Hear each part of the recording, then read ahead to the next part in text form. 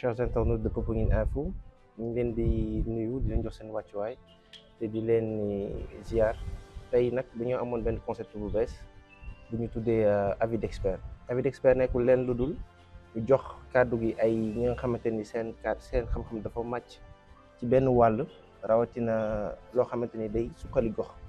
Tey nag ñi ngi dalal monsieur Rémy Edjilay Senghor qui est un expert fiscal et qui va nous parler certainement de la fiscalité communale mais également nationale. Monsieur Rémy, bonjour. Bonjour Jean, bonjour. Ça va bien? Ça va et vous-même? Ça va très bien. Bonjour à tous vos internautes et tous vos téléspectateurs qui vont vous suivre sur Popenguine Info. Ok. C'est quoi la fiscalité communale? Et qu'est-ce qui la différencie de la fiscalité nationale? On parle de fiscalité locale qui est un concept beaucoup plus vaste parce que englobant les taxes initiées par la collectivité locale, c'est-à-dire la commune, mais aussi les taxes prévues dans le Code général des impôts, notamment les impôts locaux. Donc la bonne terminologie, celle qui englobe tout cela, c'est la fiscalité locale. Qu'est-ce qui différencie la fiscalité locale de la fiscalité nationale? Si vous allez dans le Code général des impôts, à chaque fois que le législateur fiscal crée un impôt, il précise l'entité publique destinataire de cet impôt. Par exemple, si vous allez dans les chapitres qui sont consacrés à l'IS et à l'IR, il vous dira qu'il est créé au profit du budget général de l'État. Pour la commune, il dira qu'il est institué un impôt au profit du budget des collectivités locales. Donc la différence, elle est déjà instaurée par la loi, par le législateur. Donc on parle de fiscalité nationale lorsque c'est un impôt qui est dévolu au budget général de l'État, c'est-à-dire à l'État central. On parlera de fiscalité locale lorsque c'est un impôt qui est dévolu à la commune. Et au sein de cette commune, la loi, notamment le Code des collectivités locales, a prévu un certain nombre de taxes qui peuvent être instituées par la collectivité elle-même. Okay. Bien entendu, avec l'initiative de la commune. Oui, mais c'est encadré. C'est des taxes qui sont spécifiquement prévues par le Code des collectivités locales, donc on ne peut pas en instituer d'autres, sauf si la pertinence et les motifs sont justifiés. Par exemple, si vous allez aujourd'hui à Gorée, ils ont instauré une taxe communale de 500 francs pour un peu le nettoyage de l'île. Donc c'est à l'initiative de la mairie. De la mairie. Et cette taxe-là, les taxes communales, n'ont de sens et ne s'appliquent que dans la commune où elles ont été votées. Donc la fiscalité locale, c'est un peu tout ça.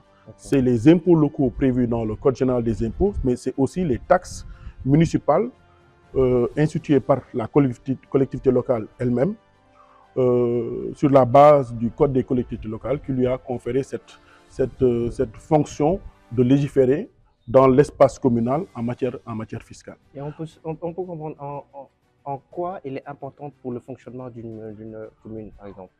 Oui, c'est très important parce qu'en réalité, sans cette fiscalité, il n'y a pas de budget. Tout à fait. Parce que la plupart de nos collectivités locales n'ont pas la chance d'avoir des partenaires financiers extérieurs, comme l'État l'a souvent, ou bien n'ont pas la diplomatie, etc., n'ont pas la possibilité de lever des fonds sur le marché financier, comme l'État le fait actuellement. Donc, si tu n'as pas tous ces leviers en tes mains, il ne te reste que la fiscalité. Donc, sans cette fiscalité locale-là, les mairies ne trouveraient pas de budget de fonctionnement, ne fonctionneraient pas du tout.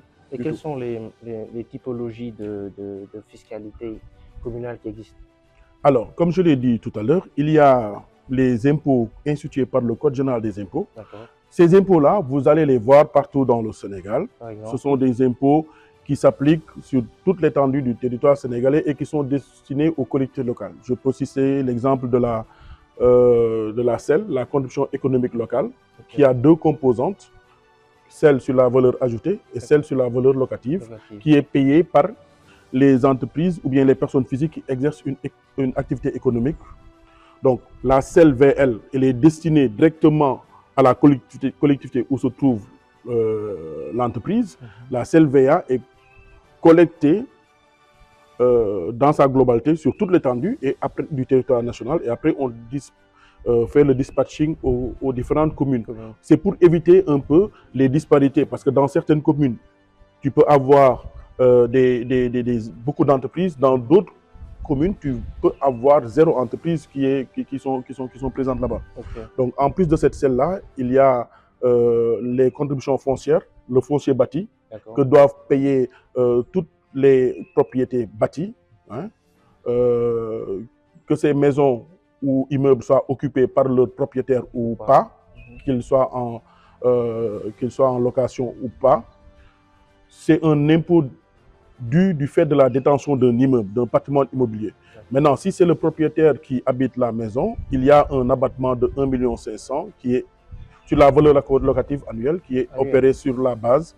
Donc, on évalue la valeur locative sur l'année. Par exemple, si ici, tu as une maison qui vaut, qui peut rapporter un loyer de 200 000, sur l'année, ça fait 2 400 000. Normalement, si elle est louée, c'est 2 400 000 multiplié par 5%, parce que le taux de la contribution foncière, c'est 5%, qui est destiné à la collectivité. Il y a la contribution foncière sur les propriétés non bâties aussi, la surtaxe immobilière sur les propriétés non bâties ou insuffisamment bâties. Ça, c'est les impôts locaux prévus par le législateur fiscal. Il y a la TRIMF, hein, la taxe représentative de l'impôt du minimum fiscal que paient les salariés, l'impôt du minimum fiscal.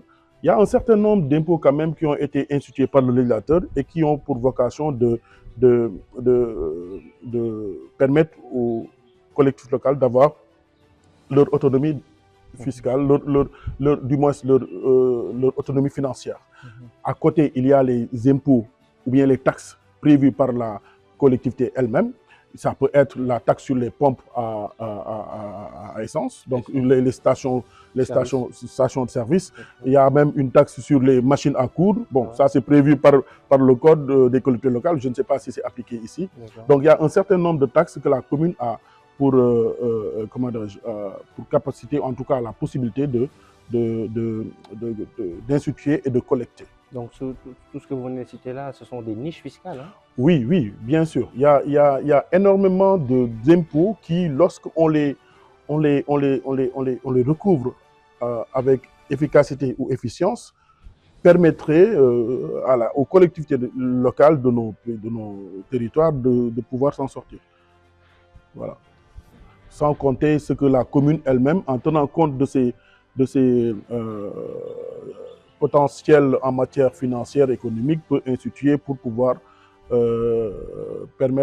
pouvoir se doter de toutes les finances nécessaires pour faire face aux besoins des populations locales qui la composent.